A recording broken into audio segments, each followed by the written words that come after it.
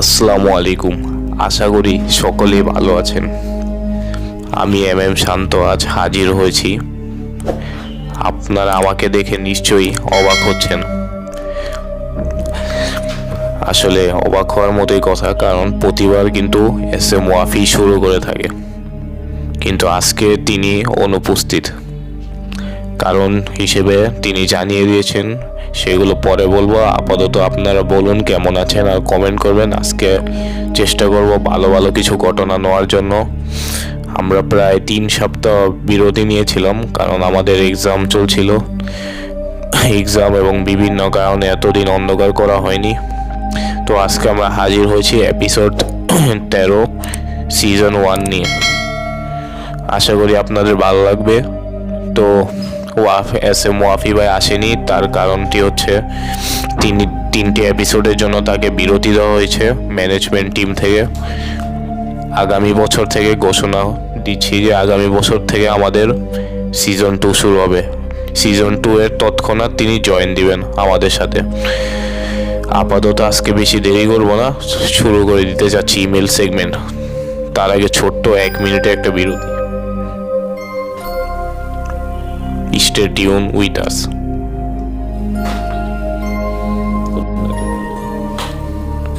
কিছুটা অদ্ভুত, কিছুটা অকল্পনীয়, কিছুটা অলৌকিক,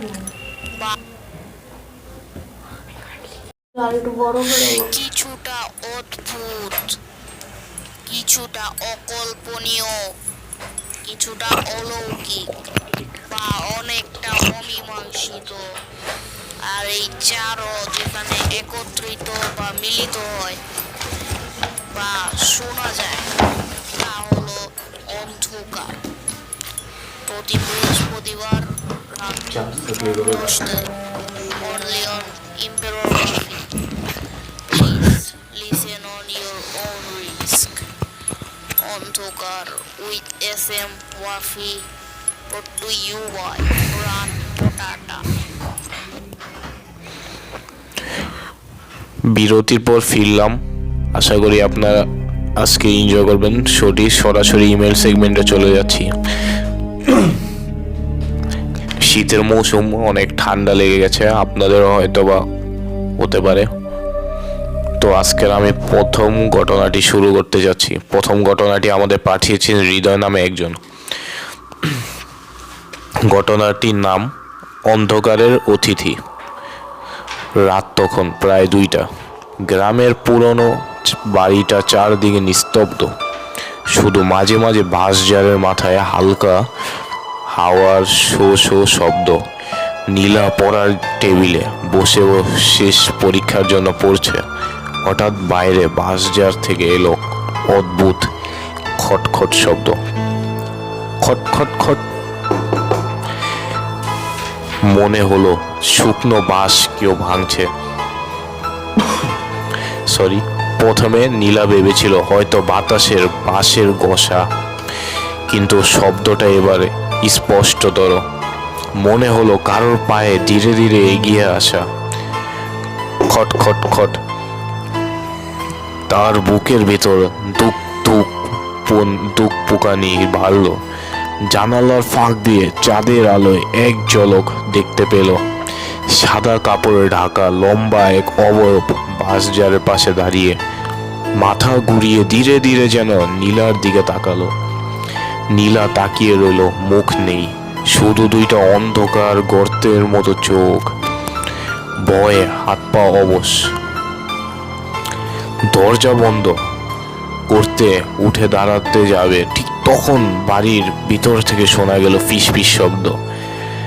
নীলা চমকে ঘুরে তাকালো সে। পিছনে কেউ নেই। হঠাৎ বাতাসের ঝাপটায় টেবিলের বাতিটা নিভে গেল। ঘরটা অন্ধকার। কেবল জানালার চাঁদের আলোয় মেঝেতে লম্বা একটা ছায়া নড়ল। ছায়াটা যেন নীলার দিকে তাকিয়ে এগোচ্ছে। গলার স্বরে এবার আরো কাছে। নীলা, দরজা খোলো। নীলা কাঁপতে কাঁপতে দরজার দিকে তাকালো। দরজার নিচে ফাঁক দিয়ে ধীরে ধীরে ভিতরে ঢুকছে একরাশ ঘন কুয়াশা। সে পিছিয়ে গেল, দেওয়াল ঠেকে গেল। হঠাৎ কর্কশ আওয়াজ, চিউর। দরজা ধীরে ধীরে খুলতে শুরু হলো। দরজার ফাঁক দিয়ে সাদা কাপড়ের ঢাকা অবয়ব ঢুকে এলো। এবার স্পষ্ট, মাথা যেখানে থাকার কথা সেখানে কিছু নেই, শুধু শূন্য গহ্বর থেকে বেশি হলো হিমেল নিঃশ্বাস। নীলা চিৎকার করার আগে বাতাসটা ঘরের ভিতর ঘুরে এক ঠান্ডা ঝাপটা দিয়ে তার গলা চেপে ধরল। পরের দিন সকালে নীলার মা ঘরের দরজার অল্প খোলা পেলেন। ভেতর টেবিলের ওপর খোলা খাতা, শেষ পাতায় কম্পান অক্ষরে লেখা ছিল, আমি এখন ওর সাথে আছি। নীলার কোনো খোঁজ আজ পর্যন্ত মেলেনি। ঘটনাটি শেষ হলো। এই ঘটনাটি পাঠিয়েছেন হৃদয় নামে এক ব্যক্তি।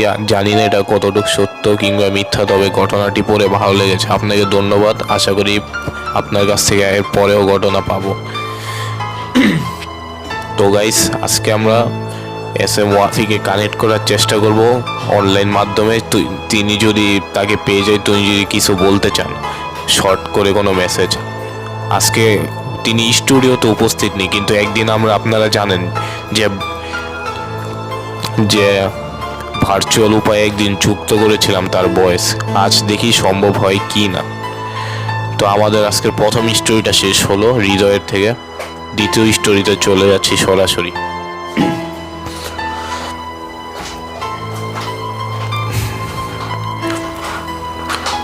আমি মাহমুদ, এটা আমার ফার্স্ট স্টোরি। হোপ ভালো লাগবে। কুয়াশার মধ্যে শেষ ট্রেন। শরতের গভীর রাত, ঘন কুয়াশায় ঢেকে আছে গ্রামের প্রান্তের পুরনো রেল লাইন। বহু বছর আগে এক লাইনে ট্রেন চলাচল বন্ধ হয়ে গেছে। স্টেশন ঘর ভেঙে পড়ে আছে, ঝোপঝাড়ে ঢাকা। রতন, গ্রামের একজন তরুণ, মেলার থেকে ফেরার পথে শর্টকাট ধরল ওই পুরনো রেল লাইন দিয়ে। চাঁদের আলো কুয়াশার হারিয়ে গেছে, চারদিকে কেবল ঝিঝির ঢাক। হঠাৎ দূর থেকে শীষ বাজালো লোহার টাকায় খটখট শব্দ, যেন পুরানো স্টিম ইঞ্জিন ছুটে আসছে। রতন থমকে গেল। এক লাইনের ট্রেন তো বহু বছর আসছে না। কুয়াশা ভেদ করে ধীরে ধীরে দেখা গেল এক অদ্ভুত স্টিম ইঞ্জিন। কালো ধোঁয়ার মধ্যে সাদা হলদে আলো ঝলমল করছে। জানালা দিয়ে যাত্রীদের ছায়া, তাদের মুখ নেই, কেবল ফাঁকা গহ্বরের মতো কালো। ট্রেন থামলো একদম তার সামনে। দরজার পাশে দাঁড়িয়ে আছে টুপি পরে এক বুড়ো গার্ড, মুখ ঢাকা ঘন ছায়। সে বরফের মতো ঠান্ডা কণ্ঠে বলল, টিকিট কেটে নাও। রতনের হাত কাঁপছে। সে পিছিয়ে যেতে চাইল, কিন্তু পা যেন মাটিতে আটকানো। গার্ড ধীরে ধীরে হাত বাড়িয়ে দিল, হাতটা কঙ্কালের মতো শুকনো। হঠাৎ ট্রেনের ভিতর থেকে শোনা গেল শত মানুষের একসাথে কান্নার শব্দ। জানালার অন্ধকারে লালচে চোখগুলো জ্বলে উঠল। রতন মরিয়া হয়ে দৌড় দিল। পেছনে আরেকবার তাকাতেই দেখল পুরো ট্রেনটা কুয়াশার সাথে ধোঁয়ার মতো মিলিয়ে গেল। ভোরবেলা গ্রামে ফিরে এসে যখন সে লোকজনকে সব বলল, বৃদ্ধরা নিঃশব্দে মাথা নেড়ে বলল, আজ থেকে ঠিক 50 বছর আগে এক লাইনে এক ভয়াবহ দুর্ঘটনায় শতাধিক যাত্রী মারা গিয়েছিল। সেই ট্রেন এখনো মাঝরাতে ফিরে আসে। দ্বিতীয় ঘটনাটি মাহমুদ থেকে পেয়েছি। আশা করি আপনাদের ভালো লেগেছে। গাইজ, ফিরে আসলাম আরও একবার আপনাদের জন্য। আজকে আমি একটা বিশেষ ঘটনা রেডি করেছি থার্ড সেগমেন্টের জন্য। এই ঘটনাটি আমি অনেক দিন ধরে আপনাদের বলার চেষ্টা করছিলাম, তো আজকে রেডি হয়েছে। আশা করি বলতে পারবো। তো আজকে আমরা তৃতীয় ঘটনাটি বলে আজকের জন্য বিদায় নিব ইমেল সেগমেন্ট থেকে। তো শুরু করছি বেশি দেরি না করে তৃতীয় নাম্বার ঘটনা। গাইস, আজকের তৃতীয় স্টোরিটা আমরা সাইমা থেকে পেয়েছি। তার ঘটনাটি বলছি। আমি সাইমা, আয়া ও বুল বানান লিখেছে। এটা আমার সেকেন্ড স্টোরি এটা হবে। দিনটা ছিল বৃহস্পতিবার। প্রতিদিনের মতো সেই দিনটা ভালোই চলতেছিল, ডিউটি এবং ক্লাস এর ভিতর দিয়ে। বৃহস্পতিবার দিন সাপ্তাহিক ছুটির জন্য আবেদন করেছিলাম। ছুটি হবে না করতে করতে কে জানতো ছুটি হতে রাত 10টা 20 বেজে যাবে। অবশেষে ছুটি পেলাম। বিশেষ করে আর্মির লোক জানেন ছুটি পেলে বাসায় যেতে হবেই, যেভাবে হোক না কেন। এখান থেকে শুরু হলো আসল ঘটনা। ছুটি হয়েছে রাত 10:30, কিন্তু ইউনিট থেকে তো এত রাত্রে বের হতে দিবে না। পরে স্যারকে অনেক রিকোয়েস্ট করে বের হলাম। ইউনিটের গেট থাকতো, অনেক কষ্টে বের হলাম, কিন্তু ক্যান্টনমেন্ট গেট থেকে বের হতে, এটা মনে হয় কোনো গাইস আর্মির ঘটনা, বের হতে দেবে না এত রাতে। প্রায় 2 কিলোমিটার পায়ে হেঁটে ক্যান্টনমেন্ট গেটে গেলাম। যে যার ডিউটি করছিল তাদের সাথে কথা বললাম। তারা বলেছিল, ভাই এত রাতে, আমি বললাম ভাই দিছে, এখন কিছু করার নাই। পরে একটা রিক্সাতে উঠলাম। ভাগ্য খারাপ থাকলে কত কিছুই হয়। রিক্সাওয়ালা ছিল নতুন, আমাকে নিয়ে যাবে মনিহার, কিন্তু বলে আমাকে নিয়ে চলে গেছে আরও 5 কিলোমিটার সামনে। পরে রিক্সা থেকে নেমে দেখি কোথাও মানুষের কোনো অস্তিত্ব নাই। ফোনের স্ক্রিনটা অন করতে তাতে চোখ রাখলাম। রাত সবে মাত্র 11:52 বেজেছে, কিন্তু চারপাশের নির্জনতা এখনো মনে হচ্ছে যেন শেষ রাত। রাস্তায় একটা আলো অবধি নজরে পড়ছে না। আকাশের চাঁদটা মরা আলোটুকুই সম্বল। না, ফোনের ফ্ল্যাশ লাইটটা অবশ্য ব্যবহার করা যেত, কিন্তু চার্জ কম, সাহস পাচ্ছি না। এই জনমানব শূন্য জায়গায় এখন ফোনটা যদি শেষ মারা যায় তাহলে একেবারে অসহায় হয়ে পড়ব। নতুন করে অসহায় হওয়ার অবশ্য বিশেষ বাকি আছে বলে মনে হচ্ছে না। ফোনটা অন থাকাতেই শুধু সময়টুকুই বোঝা যাচ্ছে, এই যা নেটওয়ার্ক তো কবেই চলে গেছে, নইলে এই অন্ধকারে ভয় পাই নাকি আমি। বন্ধুকে বলতাম আব্বুর কাছ থেকে গাড়ি আসলে আমি ওকে নিয়ে এতক্ষণে ঢ্যাং ঢ্যাং করে পৌঁছে যেতাম হয়তো, কিন্তু এখন এমন কি ভাষা ব্যবহার করেছে কি বলবো, মানে তিনি চিপ পড়েছেন এমন বিপদে, এটা বলতে চেয়েছেন। পড়েছি যে না পারছি বন্ধুকে একটা ফোন করতে, না পারছি কারোর কাছে সাহায্য চাইতে। শহরে অন্ধকারে অলি গলি দিয়ে কতবার হেঁটে গেছি, কিচ্ছু মনে হয়নি, কিন্তু এখন যেখানে এসে পড়েছি সেখানকার অন্ধকারে মনে হচ্ছে যেন আমি কত জিনের দুনিয়াতে আসছি।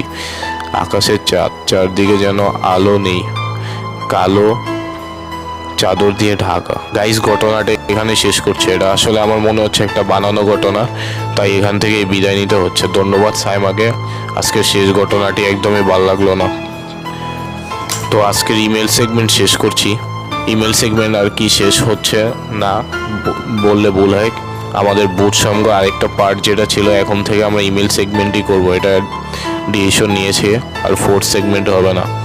কিছুক্ষণ পর আমরা বুথ সঙ্গ শুরু করব। তার আগে আমরা একটা বিরতি নিতে চাচ্ছি।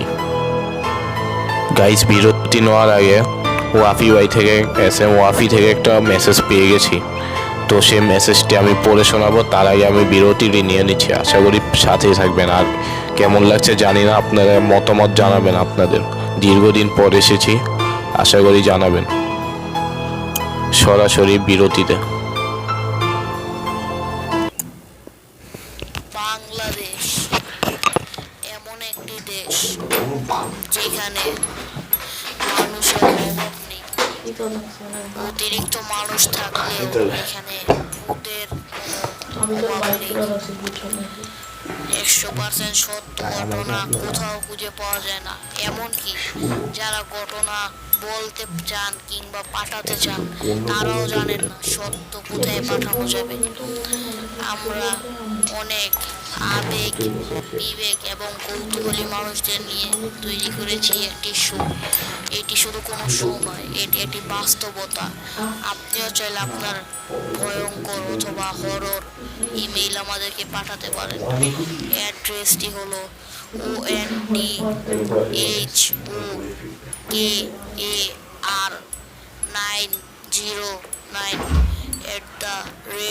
ondhar909@gmail.com, অথবা আপনারা 94.4 জাগো FM এ গিয়েও বলতে পারেন, আমরা তার রেকর্ড করব। অন্ধকার এটি কিছুটা অদ্ভুত, কিছুটা অকল্পনীয়, কিছুটা অলৌকিক বা অনেকটা অমীমাংসিত।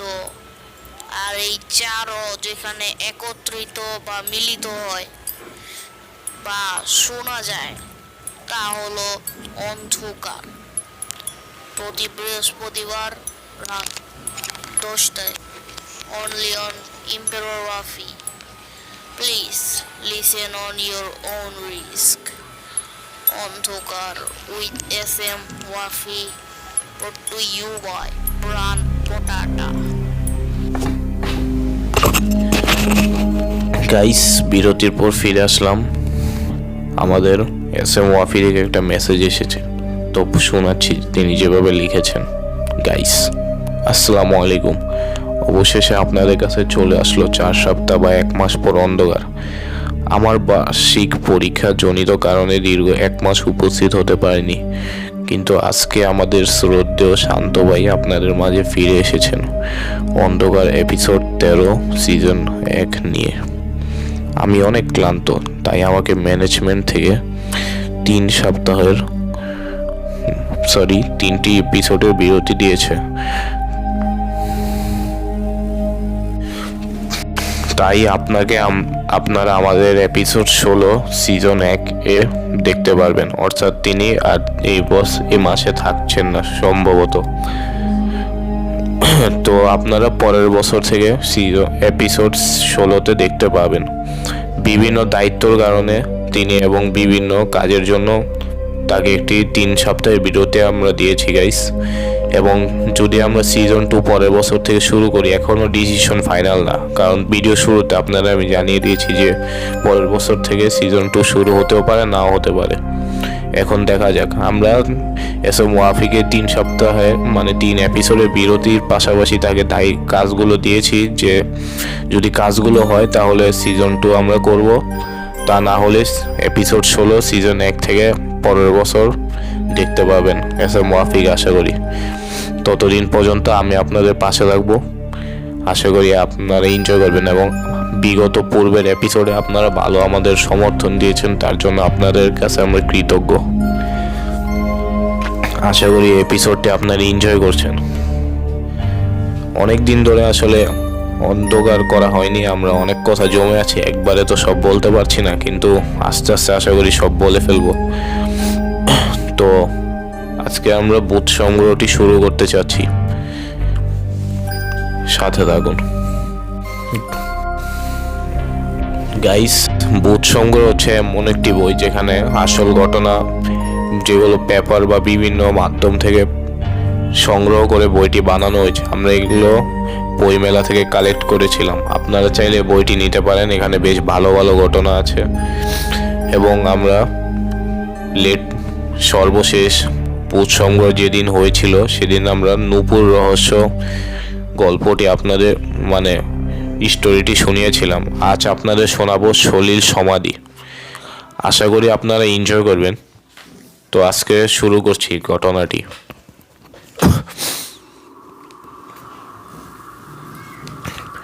সলিল সমাধি। সলিল বাবুর বরাবরই অতি প্রাকৃতিক বিষয়ে প্রবল আগ্রহ। তন্ত্র সাধনার জন্য তাকে চেনেন অনেকেই। মাঝে মাঝে অমাবস্যার রাতে কোথায় যেয়ে অদৃশ্য হয়ে যান তিনি। বাড়ির লোকের কাছেও একসময় এসব ব্যাপার বিরক্তিকর বলে মনে হতো, তবে এখন সবার কাছেই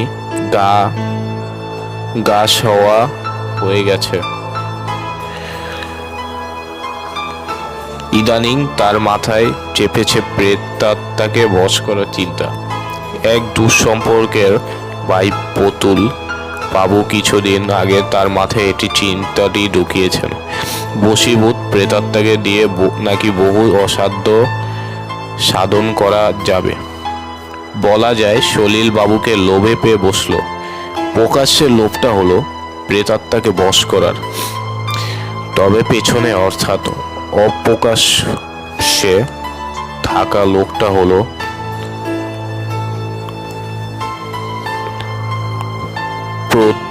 প্রতিপত্তি লাভের, অন্যের উপর বাহাদুরি করার। তবে কাজটা যতটা সহজ বলে তিনি ভেবেছিলেন, কাজটা যে মোটেই তত সহজ নয় তা তিনি পরে বুঝেছিলেন। প্রতুল বাবুর কাছ থেকে আত্মা বশীভূত করার যে নিয়ম কানুন তিনি শুনলেন, সেটাও বেশ ঝুঁকিপূর্ণ বলে মনে হলো তার কাছে। তবে কষ্ট না করলে যেহেতু কেষ্ট মেলে না, তাই কষ্ট না করে আর উপায় কি মনে মনে ভাবলেন তিনি। কাজটা যা করতে হবে তার সবই অমাবস্যা রাতে শ্মশান ঘাটে। যেহেতু বিকল্প কোনো পথ নেই, সংক্ষিপ্ত কোনো রাস্তা নেই কার্যসিদ্ধির, তাই অমাবস্যার রাতের অপেক্ষায় রইলেন তিনি। এরই মধ্যে তার এক শিষ্য জুটে গেল। সে হলো পাশের বাড়ির মিন্টু। বয়সে সলিল বাবুর চেয়ে অনেক ছোট, কিন্তু দুজনের সম্পর্ক খুবই মধুর। সলিল বাবুও দেখলেন যে কোনো দুঃসাহসী কাজে সঙ্গী থাকা ভালো। বলা তো যায় না, যদি কোনো সমস্যায় সাহায্য লাগে। অমাবস্যার রাত এসে গেল। মিন্টুকে নিয়ে সলিল বাবু পৌঁছে গেলেন শ্মশানে। তারপর গেলেন শ্মশানের সেখানটায় যেখানে দাহ না করে সমাধি করা আছে সব দেহ। খুঁজে বের করলেন এক কুমারী নারীর সমাধি, যে সম্পর্কে তিনি আগে খোঁজ করে নিয়ে রেখেছিলেন। যেহেতু কুমারী নারীর সব দেহ ছাড়া এই তন্ত্র সাধনা সম্ভব নয়, তাই শঙ্কা দ্বন্দ্ব জেরে ফলে সমাধি খুঁড়ে সব বের করে আনলেন। তবে এসব কাজে মিন্টুকে জড়ালেন না। সে চাদর মুড়ি দিয়ে শুয়ে রইল কাছের একটি গাছতলায়। লাশটা তোলার পর কষে ওর হাত পা সহ পুরো দেহ বাঁধলেন। এবার উঁচু শান বাঁধানো একটা জায়গায় নিয়ে লাশটা রাখলেন। তারপর লাশের উপর আসন গেড়ে বসে মন্ত্র পড়া শুরু করলেন। রাত যত গভীর হতে লাগলো, চারদিক তত বেশি নিস্তব্ধ হতে লাগলো। মন্ত্র পাঠও চলতে লাগলো ততই ঘন ঘন। একসময় বিরো করে মন্ত্র পড়তে পড়তে আশেপাশে জগৎ থেকে তিনি যেন হারিয়ে গেলেন পুরোতম্ব। তবে একটি ছোট ঘটনায় সেই ধ্যান জগৎ থেকে তাকে এক লহমায় নিয়ে এলো বাস্তবের পৃথিবীতে। শক্ত ঠান্ডা মৃত দেহটা হঠাৎ কেঁপে উঠল থরথর করে। তবে একবার মাত্র। তারপর আগের মতোই ঠান্ডা, কিন্তু এরই মধ্যে ধ্যান তার ভেঙে গেছে। তিনি ভেবেই পেলেন না ঘটনা আসলে কি ঘটেছে। তারপর সিদ্ধান্ত নিল ওটা ছিল মৃদু ভূমিকম্প। একটু হতচকিত হলেন, তবে সে সামান্য সময়ের জন্য। আবারও ঝাঁকিয়ে বসে মন্ত্র জপতে শুরু করলেন, কিন্তু মৃত লাশের নড়ে ওঠার ঘটনাটা তার মতো দুর্দান্ত মানুষের মনেও ভয়ের রেশ জাগিয়ে তুলেছে দীর্ঘ ততক্ষণ। ফলে মন্ত্রে বলে হয়ে যেতে লাগলো। আর তখনই এক প্রবল ঝাঁকুনি অনুভব করলেন তিনি। মনে হলো কে যেন দু হাতে খামছে ধরেছে তার কাঁধ, আর তিনিও ছিটকে এসে পড়েছেন বেশ খানিকটা দূরে। নিচের দিকে তাকিয়ে দেখলেন যে সমাধিটা খুঁড়ে তিনি লাশ তুলেছিলেন সেটার মধ্যে এসে পড়েছেন। কিছুক্ষণের মধ্যেই মনে হলো দুই কাঁধই একটু হালকা হয়েছে। ঘাড় ঝাঁকিয়ে আসল ব্যাপারটা বোঝার চেষ্টা করতে আত্মা শুকিয়ে গেল তার। ওর ঠিক পেছনেই দাঁড়িয়ে আছে সেই লাশ যা এই কবরে ছিল। বিভৎস সেই লাশের চেহারার দিকে তাকাতে পুরো শরীর কাটা দিয়ে উঠল ভয়। মস্ত বড় বড় দুটো চোখ কটর থেকে বেরিয়ে খানিকটা ঝুলে আছে। সমস্ত সাহস তার উবে গেল লোহমায়, আর সাথে সাথে ওই লাশটাকে যেন তার শির দ্বারা বরাবর জেলে দিল ব্রহ্মলাথি। তাতেই মটমট করে ভেঙে গেল শির দ্বারার হাড়। সলিল বাবুর দেহটা প্রায় উড়ে গিয়ে পড়ল শ্মশান ঘাটের ঢালু দিয়ে বয়ে যাওয়া নদীর জলে। পুরো ঘটনাটি দেখতে পেয়েছিল মিন্টু। সলিল বাবু কবরে গিয়ে পড়া পর্যন্ত কোনো রকমে ভয়ে ছিটিয়ে থেকে দেখেছিল সে, কিন্তু তিনি লাথি খেয়ে জলে গিয়ে পড়লেন। অমনি পরমরি করে সে ছুটে পালালো। মিন্টু সেদিন নিরাপদে বাড়ি ফিরেছিল, কিন্তু গ্রামবাসী আর কোনোদিন জানতে পারেনি সে রাতের ঘটনা। কারণ বাড়ির দাওয়ার সামনে আছাড় খেয়ে পড়েই সে জ্ঞান হারিয়েছিল। দুদিন পর যখন জ্ঞান ফিরেছিল তখন থেকে বদ্ধ উন্মাদ। তার কোনো স্মৃতি নেই, কোনো অতীত নেই, কোনো ভবিষ্যৎ নেই। মুখের ভাষা তার হারিয়ে গেল চিরতরে। নির্বাক হয়েছে, এখন পথে ঘুরে বেড়ায় আর এদিক ওদিকে তাকিয়ে কাকে যেন খুঁজে বেড়ায়। ঘটনার পর দিন সলিল বাবুর লাশ ভেসে উঠেছিল নদীর জলে। সবাই জানল সলিল সমাধি হয়েছিল তার। গাইস, বেশ লম্বা একটা ঘটনা ছিল। ঘটনাটি পড়ে আমাদের বেশ ভালো লেগেছে, আশা করি আপনাদেরও ভালো লাগবে। আমি বেশ ক্লান্ত হয়ে পড়েছি, আপনারা একটু পানি খান। 2 মিনিটের ছোট্ট বিরতি, তারপর ফিরছি। Stay with us with imperial Wafi and অন্ধকার। এনজয়। বাংলাদেশ এমন একটি দেশ যেখানে মানুষের অভাব নেই। অতিরিক্ত মানুষ থাকলেও এখানে অভাব নেই। 100% সত্য ঘটনা কোথাও খুঁজে পাওয়া যায় না। এমনকি যারা ঘটনা বলতে চান কিংবা পাঠাতে চান তারাও জানেন না সত্য কোথায় পাঠানো যাবে। আমরা অনেক আবেগ, বিবেক এবং কৌতূহলী মানুষদের নিয়ে তৈরি করেছি একটি শো। এটি শুধু কোনো শো নয়, এটি বাস্তবতা। আপনিও চাইলে আপনার ভয়ঙ্কর অথবা হরর ইমেইল আমাদেরকে পাঠাতে পারেন। অ্যাড্রেসটি হলো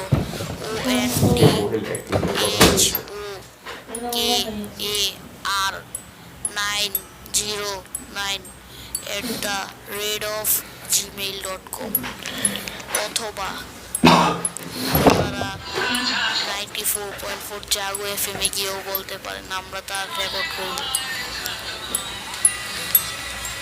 অন্ধকার কিছুটা অদ্ভুত, কিছুটা অকল্পনীয়, কিছুটা অলৌকিক বা অনেকটা অমীমাংসিত। আর এই চারও যেখানে একত্রিত বা মিলিত হয় বা শোনা যায় তা হলো অন্ধকার। প্রতি বৃহস্পতিবার রাত 10টায় only on Imperial Wafi. Please listen on your own risk. অন্ধকার with SM Wafi, brought to you by Bran Potata.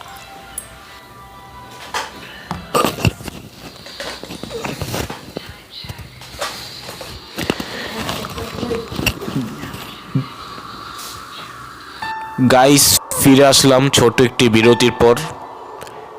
আছে আরও বেশ খানিকটা সময় জুড়ে, আজকে এখনও অনেক সময় বাকি, তাই আমরা সেকেন্ড সেগমেন্ট একটু দাঁড়ান। তো গাইস, এখন সেকেন্ড সেগমেন্ট শুরু করবো আমরা। তার আগে কিছু কথা বলে নেই। আমরা গাইস চেষ্টা করছি পরের বছরের মধ্যে সিজন 2 শুরু করতে। যদি সব কিছু ঠিক থাকে তাহলে হবে, আর যদি আমরা সময় মতো সিজন 2 এ যা যা প্রয়োজন বা যেসব কাজগুলো চলমান রয়েছে সেগুলো শেষ করতে না পারি, তাহলে সিজন 1-এর এপিসোড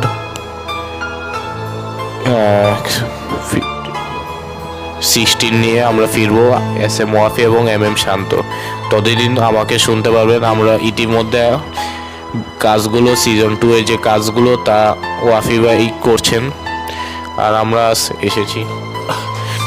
যদি কাজগুলো আমরা শেষ করতে পারি তাহলে আমরা শুরু করে দেব। আর গাইস, আমাদের নতুন সেগমেন্ট শুরু হবে শিগগিরই, রিসার্চ, যেটা হয়তো বা আমি নিজেই করব অথবা SM ওয়াফি ভাই করতে পারে, দেখা যাক।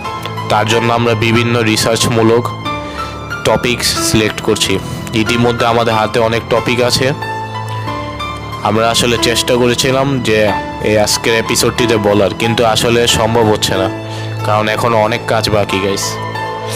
আর আজকে হয়তো বা আমার ইচ্ছা ছিল না যে অন্ধকার করব, কারণ একা করাটা খুবই একটু কষ্টসাধ্যের বিষয়, কারণ বিভিন্ন কাজ করতে হয় বিভিন্ন সময়।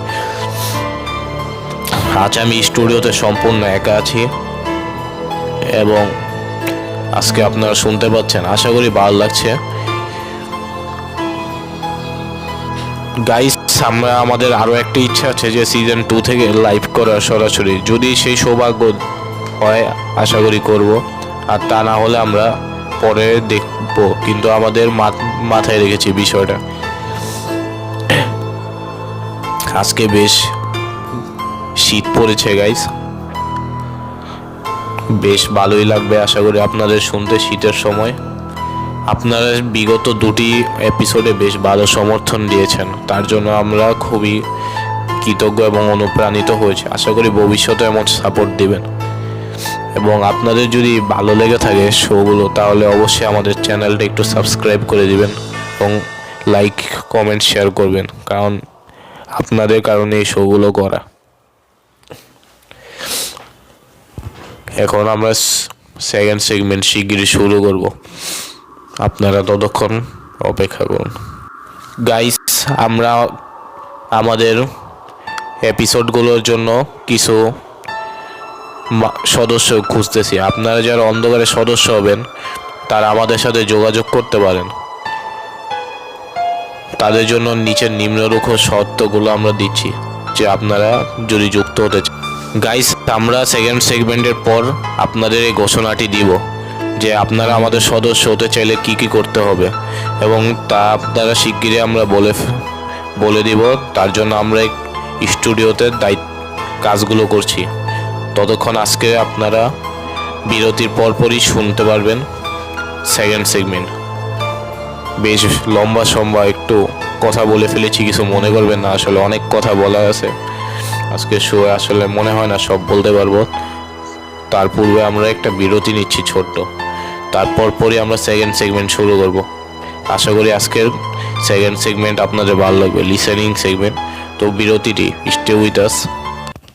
বাংলাদেশ এমন একটি দেশ যেখানে মানুষের অভাব নেই। অতিরিক্ত মানুষ থাকলেও এখানে ভূতের কোনো অভাব নেই। 100% সত্য ঘটনা কোথাও খুঁজে পাওয়া যায় না। এমনকি যারা ঘটনা বলতে চান কিংবা পাঠাতে চান তারাও জানেন না সত্য কোথায় পাঠানো যাবে। আমরা অনেক আবেগ, বিবেক এবং কৌতূহলী মানুষদের নিয়ে তৈরি করেছি একটি শো। এটি শুধু কোনো শো নয়, এটি একটি বাস্তবতা। আপনিও চাইলে আপনার ভয়ঙ্কর অথবা হরর ইমেইল আমাদেরকে পাঠাতে পারেন। অ্যাড্রেসটি হলো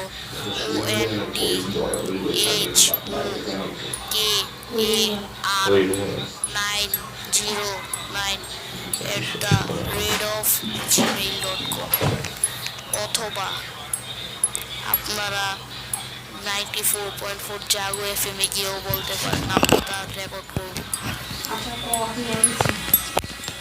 অন্ধকার এটি কোনো শো নয়। গাইস, সেকেন্ড সেগমেন্ট এখনই শুরু করব, কিন্তু তার আগে একটি কাণ্ড ঘটে গেছে। হ্যাঁ, স্টুডিওতে কে আসলো? আরে ভাই, আপনি? ভাই, আপনার মায়ার টানে আমি আর যা থাকতে পারলাম না। ঘটনাটা কি হয়েছে আমি আপনাদেরকে শুরু থেকে বলি। আমার এখানে গাইস, তাহলে আমি একটু ভাই নিঃশ্বাস ফেলার সময় পাইলাম। আপনারা ইম্পেরো ওয়াফিক এনজয় করুন। আমি ভাই অবাক হয়ে গেলাম, একটু আগে তিনি মেসেজ দিলেন যে আসবেন না, 3 এপিসোড আগে আমরা নিজেই আসলে বিরতি দিয়েছিল, কিন্তু হঠাৎ করে কোথা থেকে চলে এসেছেন আপনারা, তার মুখ থেকে বাকি কথা শুনুন। আজকের জন্য আমি চলে যাচ্ছি, আবার ফিরবো কিছুক্ষণ পর, শুনতে থাকুন। গাইস, কি কাণ্ড হলো আমি আপনাদেরকে একটু বলি। আমি বাসে যাচ্ছিলাম, বাসে যাওয়ার পথে মানে আমার রাস্তাটা হচ্ছে এইদিকে। আমার বাসে যেতে হলে এই রাস্তা ধরে যেতে হয়। তো যেহেতু এই রাস্তা ধরে আমার যেতে হয়, আমি যাচ্ছিলাম, হঠাৎ আমার মনে হলো আজকে তো শান্ত ভাইয়ের অন্ধকার করার কথা। তো ভাবলাম একটু দেখে আসি শান্ত ভাই আসছে নাকি। দেখি শান্ত ভাই আসলেই নিজের কর্মকে খুব ভালোবাসে, এবং তিনি একটা সোজা ভাষায় বললে মানুষ কাজে ফাঁকি দেয় না, মনের ভিতর আসলে তা নেই। শান্ত ভাইয়ের এই জিনিসটা দেখে আমার অনেক ভালো লাগলো যে উনি কাজে ফাঁকি ঝুঁকি দিতে একটু পছন্দ করেন না। এমনকি আমি ওনাকে অনেক সততার পরীক্ষাও করেছি, তিনি সেখানে পাশ হয়েছেন।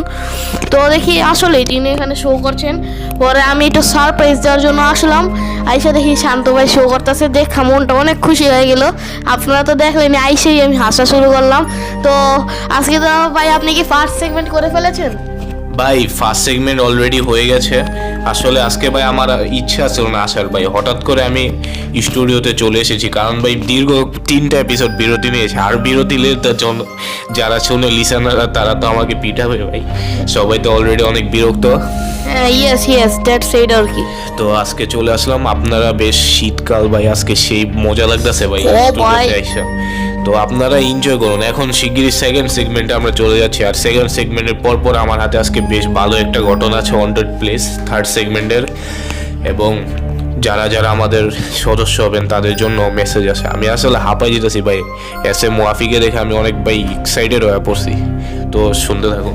ওকে ভাই, আপনি তাহলে নিয়মগুলো একটু লিখে ফেলুন, তার ভিতর আমি সরি করে ফেলি। দ্যাটস ইট আর কি, শুরু করছি। রিসার্চ সেগমেন্ট নিয়ে বলে দিন সবাইকে। তো রিসার্চ সেগমেন্ট হবে 1 মাসে 2 বার, মানে প্রথম আলাদা সেগমেন্টই হবে, আমরা শিগগিরই শুরু করবো, হয়তো বা পরের বছরে শুরু হতে পারে বা পরের এপিসোডেও হতে পারে, আমরা শিওর। গাইস একটা নোটিশ আমি দিয়ে রাখতে চাই, যখন আমাদের মানে আমরা যে শো মানে এতক্ষণ শো করছিলাম, তো একটা নোটিশ না দিলেই নয়, একটা নোটিশ না দিলেই নয়, তা হলো যে গাইস পরের বছর থেকে সম্ভবত আমরা লাইভ ব্রডকাস্টিং করতে পারি, কেননা আমরা একটি ওয়াইফাই অর্ডার দিয়েছি। যদি সব কিছু ঠিকঠাক থাকে, ওয়াইফাইটি আসলে আমরা লাইভ ব্রডকাস্টিং করতে পারবো, তখন আপনারা আমাদের সাথে লাইভে যুক্ত হতে পারবেন।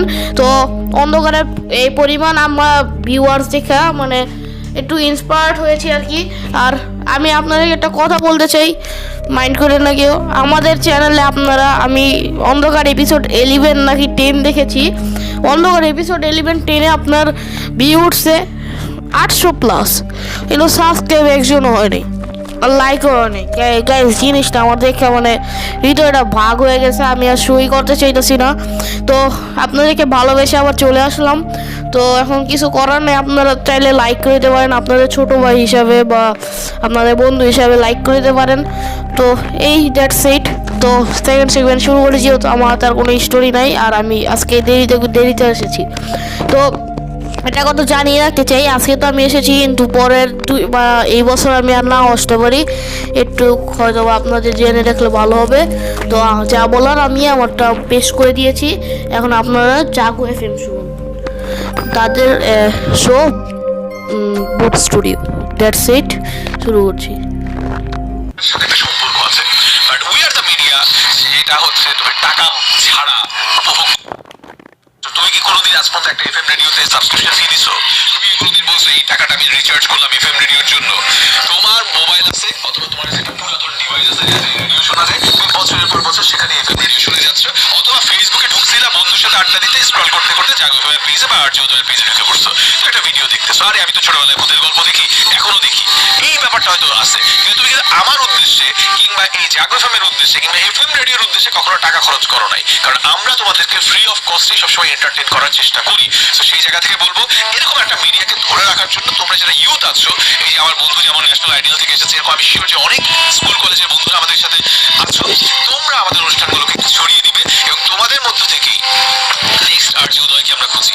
কারণ আমি আর কতদিন, 15 ইয়ার্স হয়ে গেছে এই মাইক্রোফোনের সাথে, সময় হয়ে যাচ্ছে আস্তে আস্তে মাইক্রোফোনকে টাটা বাই বাই বলার। সো একটা সময় এই সিট, এই চেয়ার, এই রেডিও স্টেশন, এই হট সিট তোমাদেরকে নিতে হবে, তোমাদেরকে দায়িত্ব নিয়ে বলতে হবে যে হ্যাঁ এবার আমি কণ্ঠযোদ্ধা, আমার কণ্ঠে বাংলাদেশ শুনবে সবাই আমার কথা। সো সেই জায়গাটায় তোমরা কিন্তু চোখ কান খোলা রাখো, কারণ আমরা খুঁজছি এমন ভয়েসকে, যে ভয়েসগুলো আমাদেরকে আরো সামনের দিকে এগিয়ে নিয়ে যাবে। তো চলো যদি একদম শুরু থেকে আসি, যে কবে থেকে তুমি ভূত স্টুডিও শুনছো? আমি ভূত স্টুডিও শুনতেছি 2018 সাল থেকে, যখন আমি ক্লাস 5-এ পড়ি। 5-এ পড়ো, আর এখন তুমি ইন্টারমিডিয়েট সেকেন্ড ইয়ারে পড়তেছি। ও মাই গডনেস, ভাবা যায় যে একটা ছেলে ক্লাস 5-এ পড়তো, তখন থেকে সে আমাদের রেডিও শোনা স্টার্ট করছে, এখনো ননস্টপ। অনেকে লিসেনার হিসেবে মানে অনেক জায়গায় যাওয়া যায়, তো আমি আগে তো শুনতাম, আমি আগে লিসেনার ছিলাম, এখন আমি বক্তা হয়ে গেছি, তো এরকম একটা শখ ছিল আর কি। মাশাআল্লাহ, ভূত স্টুডিও আমাকে সেটা পালন করছে, আমাকে রাখছে। তুমি রেজিস্ট্রেশন করেছিল? জি জি, জি, nice nice nice nice. So আমরা নিশ্চয়ই আমার এই ফ্রেন্ডের কাছে যাবো, এবং আপনাদেরকে জানিয়ে রাখি, ওর মতো যারা কলেজে পড়ো, ইউনিভার্সিটিতে পড়ো বা মাদ্রাসায় প্রচুর পড়ুয়া বন্ধু আছো যারা আমার অনুষ্ঠান দেখো, শোনো, আমি জানি বিভিন্ন সময় দেখা হলে বলে যে উদয় ভাই আপনার সাথে আমি রেডিওতে তো দেখি, তখন আমার কিন্তু ভালো লাগে, রেডিওতে কেমনে দেখেন? তখন বলে না ভাই আমি আসলে ফেসবুকে দেখি। তো এখন তো রেডিও আসলে মানুষ ফেসবুকে দেখে, এই জন্য অনেক সময় বলা সবাই আমি তো রেডিওতে দেখি। তো ব্যাপারটা হচ্ছে যে আপনারা যারা আমাদের সাথে থাকেন, সেটা যে কোনো পেশার মানুষ হন, আপনারা প্রত্যেকেই আমাদের সাহস, প্রত্যেকেই আমাদের শক্তি। তো আপনারা যদি আসেন তখন আমাদের শান্তি লাগে। তো আজকে আমি জানান দিতে চাই, যারা আগামী পর্বে আসতে চান, এই হট সিটে আমার বন্ধুর মতো বসতে চান, তারা মোবাইল ফোনটা হাতে নেন, রেসেপশনে গিয়ে ট্র্যাক করে ফেলুন RPS স্পেস নিজের নাম, নিজের লোকেশন আর প্রফেশন, 4টা জিনিস টাইপ করে পাঠিয়ে দেন 26969 নম্বরে। নোট রাখেন মাথায়, মিনিমাম 3 থেকে 4টা ঘটনা আপনার জানা লাগবে। এই ঘটনাগুলো হতে পারে আপনার নিজের সাথে ঘটে গেছে, আবার হতে পারে আপনার বাবা মা দাদা দাদুর সাথে ঘটে গেছে, আপনি জানেন, তাদের হয়ে আপনি ঘটনাগুলো এখানে এসে বলবেন। এরকম 3 থেকে 4টা ঘটনা থাকলে কোনো দ্বিধাদ্বন্দ্ব নাই, একটা রেজিস্ট্রেশন করে ফেলেন, সাহস করে একদিন আসেন, গল্প বলে যান। জীবনে অ্যাডভেঞ্চারের দরকার আছে। বিশ্বাস করেন, আমি এখন 30+, আমার এখন মাঝে মাঝে মনে হয় যে আমি কত কি করি নাই। আমার ছোট ভাই আমার চেয়ে 10 বছরের ছোট, ওর লাইফের এক্সপিরিয়েন্স অনেক বেশি আমার চেয়ে, ও অনেক অ্যাডভেঞ্চার করে ফেলছে, ও বিভিন্ন জায়গায় ঘুরে ঘুরে আসছে। আমি এখন মনে হয় আরে আমি জীবনে খালি ক্যারিয়ারের পিছনে ছুটছি, কত কিছু করি নাই এখনো। তো আপনিও যেন কোনোদিন আফসোস না করেন, আপনিও জীবনে একদিন বলবেন আমিও একদিন রেডিওতে গেছিলাম, রেডিওতে কেমনে গল্প বলে সেটা দেখে আসছি। আপনি আপনার বাচ্চাদের গল্প করে শোনাবেন। এই যে আমার ফ্রেন্ড সামনে বসে আছে, ও এখন কলেজে পড়ে, আল্লাহ দিলে 10 বছর পরে 15 বছর পরে যখন বিয়ে শাদী করবে, বাচ্চা কাচ্চা, তখন সে গল্প করবে আমি জাগো এফএমে গেছিলাম। জাগো এফএমে এখন তখন 3টা স্টেশন ছিল, এখন 10টা হয়ে গেছে। ইনশাল্লাহ 10 বছরের মধ্যে আমরা 10টা স্টেশন ডিফারেন্টলি কভার করে ফেলবো ইনশাল্লাহ। সো চলো একদম শুরু থেকে আমরা তোমার জীবনের সেই অভিজ্ঞতাগুলো, ভৌতিক যে এক্সপিরিয়েন্সগুলো, সেগুলো শুনি আমরা। শুনি। ধন্যবাদ ভাইয়া। আমি আমার প্রথম ঘটনাটা আপনাদের সাথে শেয়ার করতে যাচ্ছি। এটা আসলে আমার দাদা থেকে কালেক্ট করা। আমার দাদা তখন এসএসসি পরীক্ষা দেয় আর কি। তো ওনারা তখন আমাদের দাদাকে, মানে আমার দাদার বাড়ি হচ্ছে গিয়ে ব্রাহ্মণবাড়িয়া। তো ওই তাদের এসএসসি পরীক্ষা দিতে হতো কুমিল্লা জেলা থেকে ট্রেন দিয়ে বলতে গেলে। তো তখনকার সময়ে উনিরা লাস্ট পরীক্ষা ছিল, এসএসসি পরীক্ষার লাস্ট পরীক্ষা ছিল, তারা বন্ধুরা সবাই একসাথে। এখনকার সময় আমরা এরকম করি। তো লাস্ট পরীক্ষার সময় একসাথে তারা বলতে গেলে সিনেমা দেখে আসতেছিল কুমিল্লা থেকে। তো আস্তে আস্তে একেবারে রাত হয়ে গেছে, অনেক রাত, 1টা 2টা বেজে গেছে প্রায়। তো আসার পরে যখন আমাদের গ্রামে স্টেশনে নামে, তো আমাদের স্টেশন থেকে আমাদের বাড়ি হচ্ছে কি একটু অনেক দূরে, বলতে গেলে প্রায় 4-5 কিলোমিটার হাঁটতে হতো। তখনকার দিনে তো এরকম অটো রিক্সা বা এরকম কোনো কিছুই ছিল না। তো ওনারা যখন আসে নামার পরে ট্রেন থেকে, তো একজন মোট 3জন ছিল আমার দাদা সহ। তো দাদার আমাদের মানে আমার দাদার বাড়ি ছিল সবার লাস্টে। তো একজন করে চলে যাচ্ছিল, তো দাদা লাস্টে ছিল। তো উনি আসতেছিল একা একা। আসার পরে আমাদের এখানে গ্রামেরই প্রায় সামনে আর কি, একটু গ্রামে থেকে 500 মিটার বা এরকম এক দূরত্ব কবরটা। তো এই কবরস্থান বলতে গেলে এটা অনেক বড় একটা কবরস্থান। তো এখানে নতুন দাদা উনি আসতেছিল তখন, নতুন মানে 2 দিন বা 3 দিন আগে খবরটা দেওয়া হয়েছে। তো উনি খবর দেওয়ার সময় উনি ছিল। তো থাকার ছিল। তো উনি দেখছে এটা, দেখার পর উনি কবরস্থানের সামনে দিয়ে আসতেছিল। তখন কবরস্থানে একটু চোখ পড়াতে উনি দেখলো যে কবরস্থান মানে অনেকগুলো লোক টাইপের, মানে কালো অবয়ব টাইপের কি জানি একসাথে দৌড়াদৌড়ি করতেছে একটা কবরের চারিদিকে। তো উনি দেখি একটু অবাক হলো যে এত রাতে কি, যে হয়তো অন্ধকারে, মোবাইলে ফার্স্টে ভাবছে যে অন্ধকারে হয়তো দৌড়াদৌড়ি করতেছে, কোনো কিছু হতে পারে। তো উনি তো ফার্স্টে ভাবে নাই যে এটা কোনো অলৌকিক কিছু হবে, বা উনি ফার্স্টে ভাবছে যে এটা কোনো মানুষ বা কেউ হতে পারে। তো এতজন তো একসাথে থাকা, তো এটা দেখার জন্য একটু আগ্রহ নিয়ে সামনে আগানোর পরে তখন দেখে যে অনেকগুলা 4-5টা অবয়ব, আর একটা হচ্ছে গিয়ে অনেক বড়, বাট ওইটার চোখগুলো দেখা যাচ্ছে, চোখগুলো লাল, অনেকটা লাল ছিল। তো ওই মেইন যে বড়টা, ওইটা কবরের বরাবর একদম দাঁড়িয়ে কবরটাকে মানে 2 হাত, মানে অনেক বড় বড় হাত, ওখান থেকে দেখা যাচ্ছে হাতগুলো মানে ঘুরতেছে আর কি। তো ঘোরার পরে মানে মেইন কবরের যে মানে একটা বলতে গেলে আমরা লাশ থাকে, ওই লাশটাকে উঠে একেবারে মুখের উপরে অনেক খাই ফেলতেছে আর কি, যেটাকে বলি আমরা একসাথে, মানে আমরা যেভাবে খাবার খাই, মানে পছন্দের কোনো কিছু সামনে পাইলে আমরা যেভাবে খাই, তো সে সেরকম ভাবেই খাচ্ছিল। তো খাওয়ার পরে দেখতেছে এগুলো দেখে দাদা হাত পা কাঁপা শুরু করতেছে যে মানে এগুলো কি হইতেছে, উনি ফার্স্টে ভাবে নাই। তো উনি দেখার পরে 1টা 2টা এরকম ভাবে মানে ছোট ছোট অবয়বগুলো উনি মানে পাহারাদার হিসেবে আর কি বলতে গেলে, তো পাহারাদার হিসেবে দেখতেছে। তো কালো যে মেইন অবয়বটা, ওইটা দাদার চোখে চোখ পড়ে যায়, মানে ওইটাও দাদার দিকে তাকিয়েছে, দাদা ওনার দিকে তাকিয়েছে। তো দেখার পরে দাদা ভয়ে উল্টা দৌড় দিয়ে পানির মধ্যে ঝাঁপ দেয় খালে। তখনকার গ্রামের রাস্তাতে তো খাল অফকোর্স ছিল, কারণ প্রত্যেকটা রাস্তার পাশে একটা একটা একটা খাল ছিল। তো খালে যাওয়ার পরে দাদা ভাবছে যে এটা পিছন ঝেড়ে ফেলছে বা কিছু একটা। তো উনি বাড়ি থেকে আবার ওই ঘুরিয়ে বাড়ি দিকে যাচ্ছিল, একটুর জন্য বাড়িতে যাওয়া হয়নি আর কি। তো আবার ওই ঘুরে যাওয়া হইতেছে। তো হঠাৎ করে ওনার রাস্তার মাঝখানে ঠিক মানে রাস্তা দিয়ে যাচ্ছে, ঠিক রাস্তার মাঝখানে একটা বাস, মানে বাসটা কাঁচা বাসি বলা যায়, ওই যে সবুজ কালার কাঁচা বাস যেগুলাকে বলে, তো এগুলা ছিল। তো উনি এটা জানতো যে মানে ওনার মুরব্বীরা বলছিল যে এরকম রাস্তা বাস থেকে কখনো ডিঙিয়ে যাওয়ার চেষ্টা করছে না, কারণ ডিঙিয়ে গেলে এটা বলে হয় উপরে টান দিয়ে নিয়ে যায়, নাহলে কি বলে এটার সাথে টান দিয়ে চলে নিয়ে যায়। তো উনি এটাকে অ্যাভয়েড করে আবার উল্টা দিকে যাওয়ার ট্রাই করে। তো উল্টা দিকে যাওয়ার পরে উনি আবার আরেকটা বাস দেখে। তো বাস দেখার পরে উনি কি করবে, পরে আবার উল্টা দিকে গেছে, পরে দুইবার, এবার তিনবার, এরকম তিনবার হওয়ার পরে চারবার এবার তখন আর পায়নি, তখন ঘোরার মানে একই পারে বারবার ঘুরতেছে। তো চারবারে ঘোরার সময় তো উনি দেখলো যে ওনাকে পিছন থেকে কে ডাকতেছে। তো ওনার নাম ছিল আর কি আলী আর কি, তো আলী বলে ডাকতো সবাই। তো আলী আলী আমাকে নিয়ে যাও, তোমার সাথে নিয়ে যাও, এরকম টাইপের একটা কথা বলতেছে। তো উনি পিছনে বুঝতেছে ওনাকে যে ডাকতেছে, কিন্তু উনি জিনিসটা ইগনোর মারছে, কারণ দেখেন এটা সচরাচর উনি জানতো যে এটা এত রাত্রে কেউ ডাকার মতো ছিল না। তো উনি এত কিছু হয়ে গেছে ওনার সাথে, তো উনি বুঝতে পারছে এটা সাধারণ কেউ ডাকতেছে না।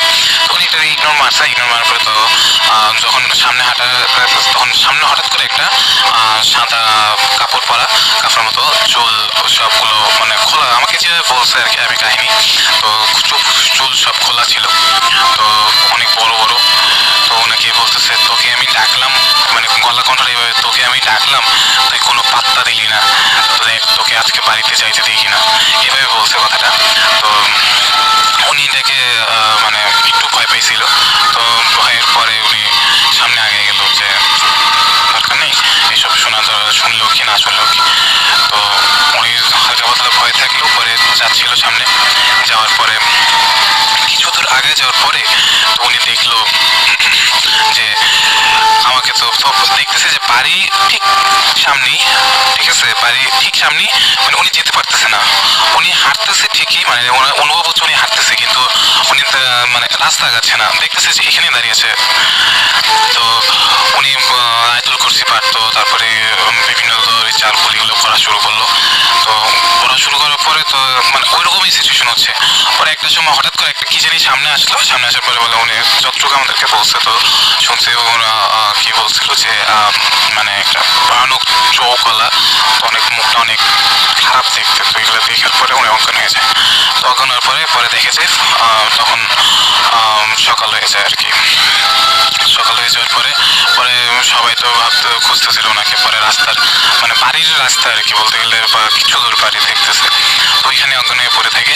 পরে সকালবেলা ওনাকে দেখে মানুষ, ফজরের পরে যখন নামাজ পড়তে যায় বা ফজরের নামাজের পরে, তো দেখার পরে ওনাকে নিয়ে হুজুরের কাছে নিয়ে যায়। তো বললো যে এত রাতে কই ছিলা তুমি, এভাবে জিজ্ঞেস করার পরে তো উনি বলতেছিল যে আমি তো এরকম এরকম এরকম ব্যাপারে অনেক কাহিনী, মানে ফুল কাহিনী উনি বললো, এক্সপ্লেন করার পর উনি বললো যে আমি এরকম হওয়ার কারণ একটাই যে তোমাদের এই বাড়ির কবরস্থানে এখানে ওই তুমি নতুন কবর, তো এগুলো নতুন কবর পছন্দ করে। তো নতুন কবর পছন্দ করলে এরা উঠায় খেয়ে ফেলে এক প্রকার বলতে গেলে। তো বিশেষ করে যেগুলা বুড়া মহিলা হয়, তারপর তার মেয়ে কবরগুলাকে একটু বেশি অ্যাট্রাক্ট হয় এরা। তো জিনিসটা খারাপ অনেক। তো ওনাকে পরে ওনাকে শরীর বন্ধ করে দেয়। তারপর পরে একদিন উনি রাস্তা দিয়ে যখন প্রায় ইশারের পর একদিন 10টার সময় না 11টার সময় উনি আসতেছিল, তো ওই কবরস্থানের সামনে দিয়ে প্রায় ওই ঘটনার প্রায় 4-5 মাস পর, তো উনি আসতেছিল। আসার পরে যখন দেখে যে কবরস্থানের সামনে আসার পরে উনি খেয়াল করে যে ওনাকে মানে কিছু একটা পা ধরে টানতেছে, পা ধরে। তো টানার পরে উনি দেখলো যে খেয়াল করে নেই ফার্স্টে। তো উনি দৌড় দেওয়ার চেষ্টা করার পরে উনি বলে যে পারতেছে না, উনি মানে ওটা শক্তির সাথে উনি খুলেতে পারতেছে না। তো উনি তো বলতে গেলে চারকোল হুজুর যেভাবে যে শিখাই দেয় চারকোল পড়তে থাকে, তারপর আয়াতুল কুরসি পড়তে থাকে, তারপর আর অনেক দোয়া যেভাবে হুজুর শিখাই দেয় আর কি, এরকম যদি কোনো ফেস হয় এরকম পরে আর কি, তো এগুলো পড়তে থাকে। পড়ার পরে ঠিক উনি যখন পড়া শেষ করে ফেলে ফু দিতে যাবে, তখন ওনার মানে সামনে এসে মুখে চাপা মানে গলা চাপা দিয়ে ডাইরেক্ট গাছের উপর উঠে ফেলে। তো বললো যে তুই আমার যাওয়ার পথে সরি আমার খাবারের পথে বলতে গেলে খাবারের মধ্যে বাধা দিছে উনি। তো এইভাবে ওনাকে থ্রেট দেয় একটা, যে তোকে আমি দেখে নিবো বা এই সেই এরকম করে একটা থ্রেট দেয়। তো উনি মানে ওটা দেখায় না যে মানে ওটা কোনো কিছু দেখে না, জাস্ট একটা গলা যে চিপ দিছে বুঝাচ্ছে কেউ চিপ দিছে বা এই কথাগুলোকে বলতেছে এটা বুঝতে পারছে। তো উনি গাছের উপরে একেবারে বা তখন ওই যে গ্রাম দেশে অনেক বড় বড় গাছ থাকে, ওই গাছগুলো একেবারে উপরে উঠায়। পরে সকালবেলা যখন অজ্ঞান অবস্থায় থাকে, পরে সকালবেলা একেবারে ঠিক কালকে মানে আগামীকাল সকালে একজন যাচ্ছিল, পরে উনি সেন্স ফিরার পরে তো দেখে যে অনেক উপরে, তো উনি নড়াচড়া ঠিক পড়ে যাবে। গ্রামের গাছগুলো অনেক উপরে অনেক বড় হয়, তো বড় হওয়ার পরে দেখে যে রাস্তা দিয়ে মানুষ যাচ্ছে, ডাকতেছে, কিছু শুনতেছে পরে কিছু একজন দেখছে, পরে ওই ডাক পড়ে যায় যে ওই আলি উপরে গাছের উপরে এসে, পরে অনেক কষ্ট করে অনেক যারা কৃষক মানে যারা সাহসী ছিল অনেক উপরে উঠে ওনাকে নামাইছে অনেক কষ্ট করে। পরে হুজুরের সাথে কথা হলো, হুজুরের সাথে পরে বললো যে ও যখন আসে তখন ওই পরীক্ষা দিয়ে যখন যে হলের প্রথম দিনে কাহিনীটা ঘটে, তো ওই কাহিনী ঘটার পর ওরা ভাবছে যে ও বাধা দিতেছে বা ও কোনো কিছু ওদেরকে আটকানোর চেষ্টা করতেছে। তো ওরা এটা ভুল ধারণা। পরে হুজুরে আসে বাড়িতে, বা আসার পরে উনি বলে যে একটা ওই যে দোয়া টোয়া পরে ওনাকে ভর করা ওনার শরীরে আর কি, ওনার সামনে আসে। তো সামনে যাবে বলে যে ও তো তোমাদের কোনো ক্ষতি করতে চায়নি, বারবার একটা কথাই বলতেছে যে ও তো তোমাদের কোনো ক্ষতি করতে চায়নি, এটা হুজুর বলতেছে আর কি। তো ওই জিনিসটা আসার পর বলে যে ও আমাদেরকে খাবারের মাঝখানে মানে আমাদের খাদ্যের মাঝখানে ও বাধা দিচ্ছে বা এরকম ভাবে একটা কথা বলতেছে বারবার। তো বলার পরে উনি যখন ফার্স্টে পরে লাস্টের দিকে উনি হুজুরে বলতেছে তাদেরকে আমি পারলে বন্দি করে রাখতে পারি আমার বোতলের মধ্যে। পরে দাদারও বলতে গেলে পরে সবার ক্ষতি করার চেষ্টা করে, চলে যায় আর কি, মানে হুজুরের কন্ট্রোলের বাইরে হয়ে চলে যায়। পরে আর হুজুর এটাকে ধরতে পারে না। তো চলে যাওয়ার পর পরের দিন থেকে সবাই আস্তে আস্তে করে কিছু মানুষ আমাদের মানে হাতের দিক দিয়ে লাল বা শরীরের দিক দিয়ে লাল, মানে প্রত্যেকটা মানুষের লাল জায়গায় লাল দেখা যাচ্ছিল। তো সবাইকে ক্ষতি করে, কাউকে ফালা দিতে চেষ্টা করে, মানে ওই আমাদের ফ্যামিলি সবাইকে ক্ষতি করার চেষ্টা করে আস্তে আস্তে। তো প্রত্যেকটা মেম্বারই এরকম ফেস করে।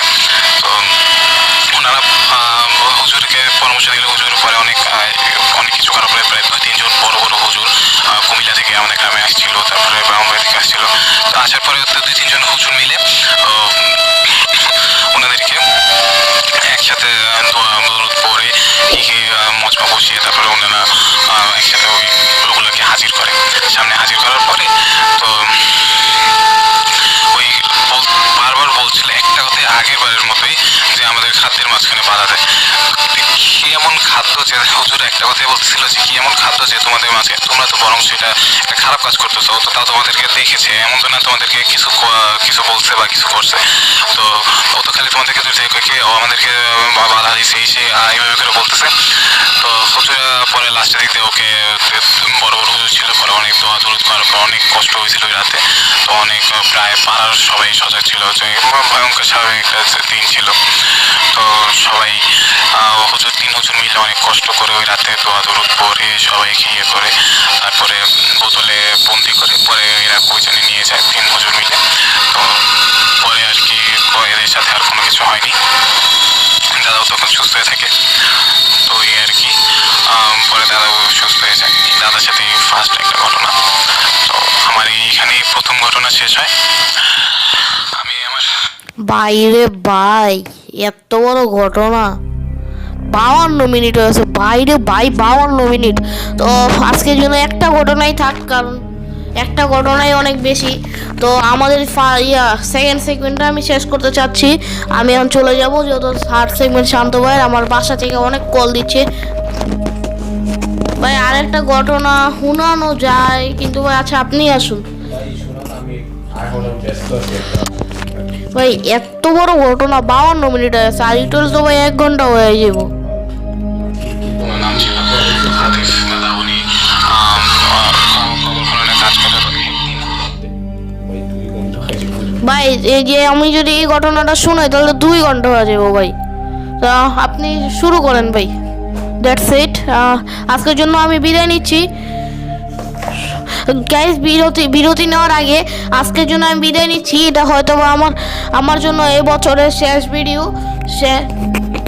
তো আপনাদের সাথে আল্লাহ যদি বাঁচিয়ে রাখে দেখা হতে পারে নতুন সেগমেন্টে, অথবা আমি যদি আসতে পারি আবার আসবো। তো আল্লাহ যদি বাঁচিয়ে রাখে আবার দেখা হবে আপনাদের সাথে পরের বছর সেকেন্ড সেগমেন্ট, মানে কি বলি, সিজন 2 নিয়ে। সিজন 2তে যা যা পরিবর্তন হবে তা আমি আপনাদেরকে একটু ঘোষণা করে জানিয়ে দিতে চাই। লাইভ ব্রডকাস্টিং হতে পারে, শান্ত ভাই আমাদের সাথে রেগুলার হয়ে যাবে, আমি আপনাদের সাথে প্রতিদিন থাকবো, এমনকি অনেক মেম্বারও চাইলে আসতে পারেন। আমরা আর কোনো পুরানো ঘটনা শোনাবো না। তো সেকেন্ড সেগমেন্টে পরিবর্তনগুলো আমি আরও দেখি কি করা যায়। তো আজকের জন্য আমি অন্ধকারে হোস্ট, আজকের জন্য আমি বিদায় নিচ্ছি। দেখা হতে পারে আপনাদের সাথে পরের বছর। আমি পরীক্ষা দিয়েছি, আপনারা সবাই আমার জন্য দোয়া করবেন। আমি এখন 6-এ পড়ি, আল্লাহ যাতে আমাকে 7-এ উঠিয়ে দেয়।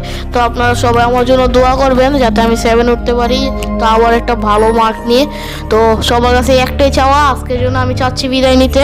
শান্ত ভাই আসুন। দ্যাটস ইট আমার জন্য। সবাই দোয়া করবেন। আসসালামু আলাইকুম ওয়া রাহমাতুল্লাহি ওয়া বারাকাতুহু। এরপর আমাদের শান্ত ভাই আমাদের মাঝে ব্যাক করবেন। কিছুটা অদ্ভুত, কিছুটা অকল্পনীয়, কিছুটা অলৌকিক বা অনেকটা অমীমাংসিত।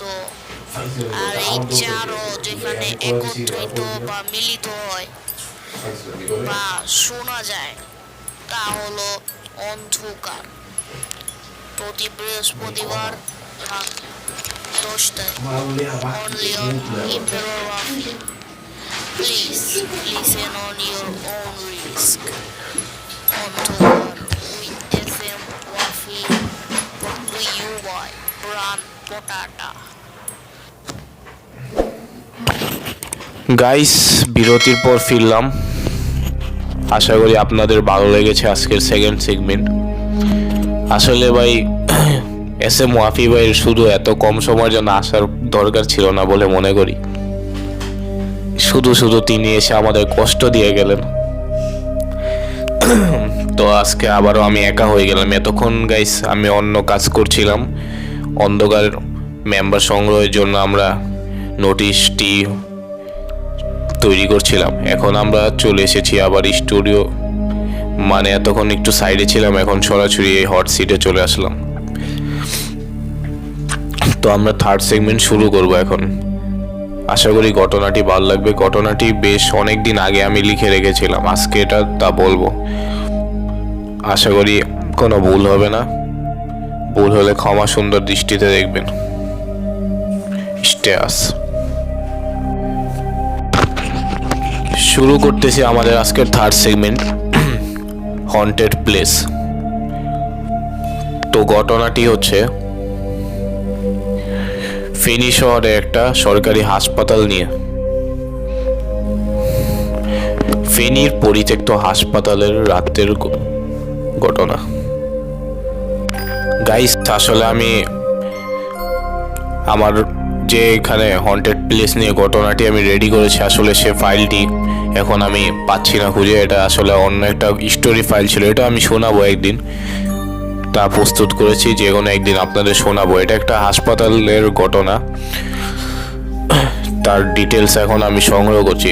তো আজকের জন্য সে ঘটনাটি হচ্ছে না, তাই আমরা আমাদের যারা লিসেনার্সরা হন্টেড প্লেস নিয়ে ঘটনা পাঠিয়েছে তাদের মধ্য থেকে আমি শোনাচ্ছি আপনাদের। হন্টেড প্লেস নিয়ে আমাদের জুয়েল ভাই একটা ঘটনা পাঠিয়েছে।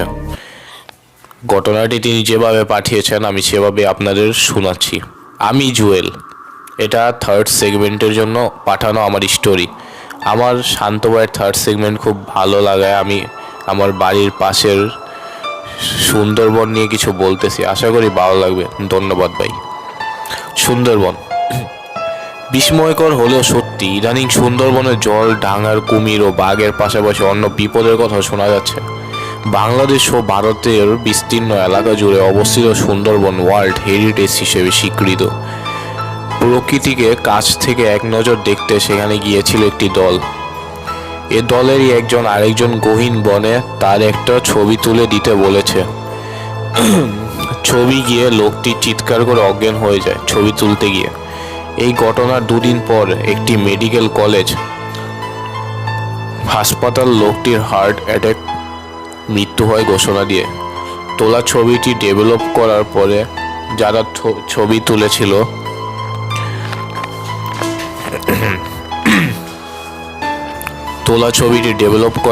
যার ছবি তোলা হচ্ছিল তার পেছনে সাদা রঙের আবছার নারী মূর্তি দেখা যায়।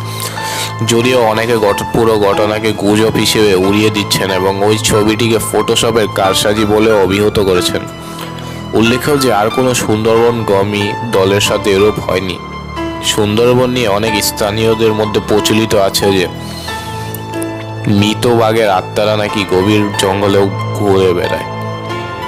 পৃথিবীর সর্ববৃহৎ ম্যানগ্রোভ বনকে ঘিরে প্রকৃতির পাশাপাশি অপ্রাকৃতিক কিছু গল্প জড়িয়ে গেছে এভাবে, যদিও এর সত্য নিয়ে সন্দেহ আছে। গাইস, এটা আসলে একটা হাস্যকর যে মৃত বাঘের আত্মা।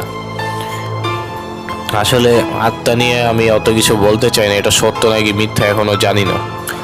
তবে যেহেতু এটা সবচেয়ে সুন্দর ম্যানগ্রোভ বন, এখানে থাকতে পারে স্বাভাবিক, অনেক কিছুই করতে পারে, কারণ এখানে বন জঙ্গল রয়েছে, বিভিন্ন পোষা প্রাণী রয়েছে, বিভিন্ন জিনিস করতে পারে। সুন্দরবন নিয়ে অনেক ঘটনায় আমরা প্রায় শুনে থাকি, তার ঘটনাটি সত্য হতে পারে। জুয়েল ভাইকে ধন্যবাদ আমাদের এই ঘটনাটি পাঠানোর জন্য। আজকের জন্য হন্টেড প্লেস আমি সেগমেন্টটা শেষ করছি। গাইস, ভিডিওটা প্রায় 1 ঘন্টার কাছাকাছি হয়ে গেছে হয়তোবা। আজকে আমার প্রায় 3টা সেগমেন্টই শেষ হয়ে গেছে। বলার মতো আর কিছু নেই, আসলে প্রায় রাত 11টার কাছাকাছি বেজে গেছে। বেশি দেরি করলে হয়তো আমি বাসায় পৌঁছাতে অনেক দেরি হয়ে যেতে পারে। তার জন্য আজকে আমি সর্বশেষ একটা নোটিশ প্রস্তুত করেছি আপনারা যারা সদস্য হবেন তাদের জন্য। তো নোটিশটি আমরা এখনই আপনাদের শোনাবো, তার আগে একটা ছোট্ট বিরতি 1 মিনিটের। ফিরছি নোটিশ নিয়ে, সাথে থাকুন। কিছুটা অদ্ভুত, কিছুটা অকল্পনীয়, কিছুটা অলৌকিক বা অনেকটা অমীমাংসিত। আর এই চারও যেখানে একত্রিত বা মিলিত হয় বা শোনা যায় তা হলো অন্ধকার। প্রতি বৃহস্পতিবার রাত 10টায় only on Imperorafy. Please listen on your own risk. অন্ধকার with SM Wafi, brought to you by Pran Potata.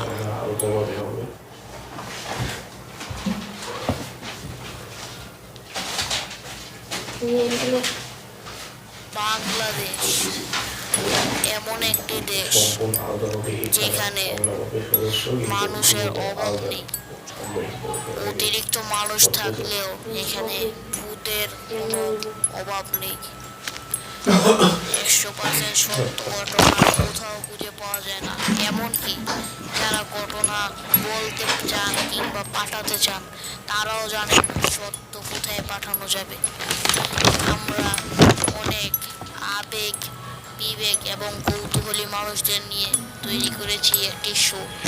এটি শুধু কোনো শো নয়, এটি একটি বাস্তবতা। আপনিও চাইলে আপনার ভয়ঙ্কর অথবা হরর ইমেইল আমাদেরকে পাঠাতে পারেন। অ্যাড্রেসটি হলো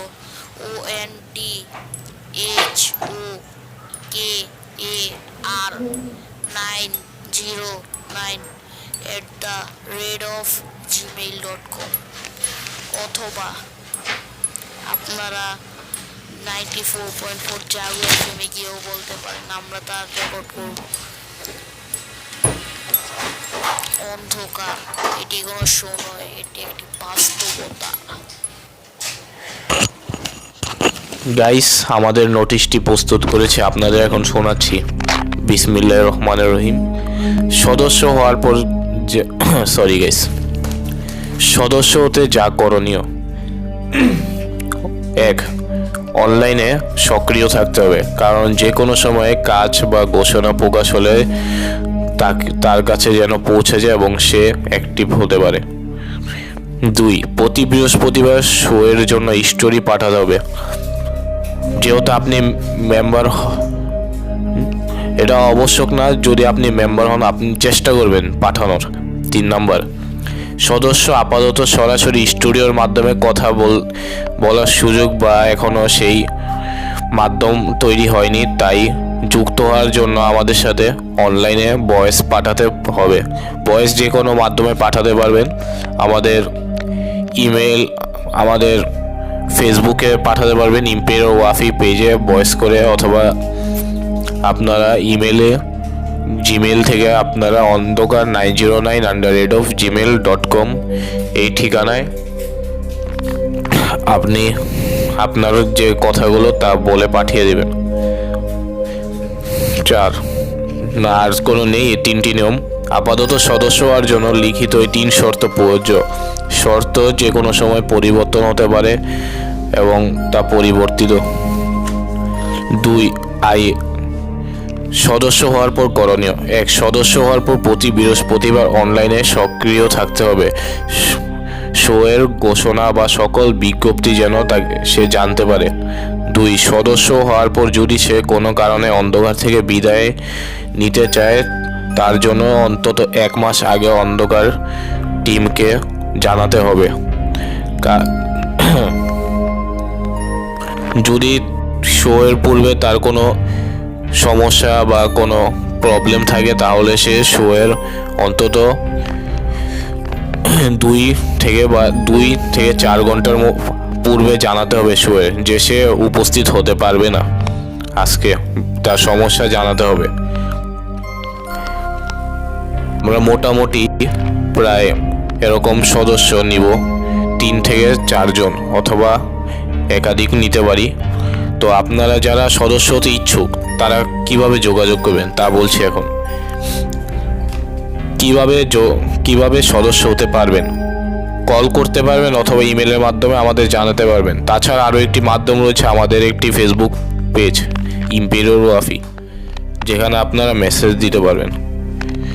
ফোন নাম্বার 01896227109। বাংলায় বলছি 018962271009, অথবা ইমেল অন্ধকার 909@gmail.com ondokar909@gmail.com।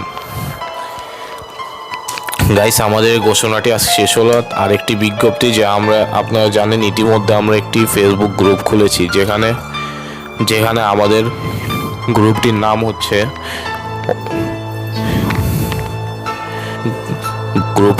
অন্ধকার বা ইম্পেরিয়াল ওয়াফি। আপনারা চাইলে যুক্ত হতে পারেন। সেখানে কিছু আমরা মডারেটর নিতে চাচ্ছি যারা গ্রুপের বিভিন্ন কাজ করবেন, এবং আমাদের পদ খালি রয়েছে মডারেটর এবং আরও বিভিন্ন। তো যারা আমাদের সাথে যুক্ত হতে চান ওই গ্রুপের জন্য আলাদা হবে, ওখানে শুধু সে পরিচালনা করবে। সে চাইলে সদস্য হতেও পারে, তবে সেই গ্রুপের জন্য আলাদা আমরা মডারেটর নিচ্ছি যারা গ্রুপ পরিচালনার দায়িত্বে থাকবেন।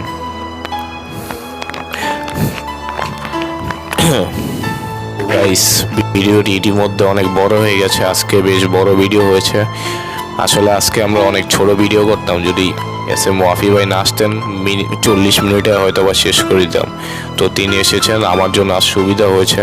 আজকের জন্য আমি বিদায় নিতে চাচ্ছি। ভিডিওটা অনেক বড় হয়ে গেছে এবং আজকে বেশ দেরি হয়ে গেছে। আশা করি আজকে আপনারা উপভোগ করেছেন। আপনারা ভালো থাকবেন, সুস্থ থাকবেন। যদি সব কিছু ঠিকঠাক থাকে তাহলে আমরা এপিসোড 14 সিজন 1 নিয়ে আসবো। ভালো থাকবেন। আসসালামু আলাইকুম। আর ওয়েদার খারাপ, সাবধানে থাকবেন।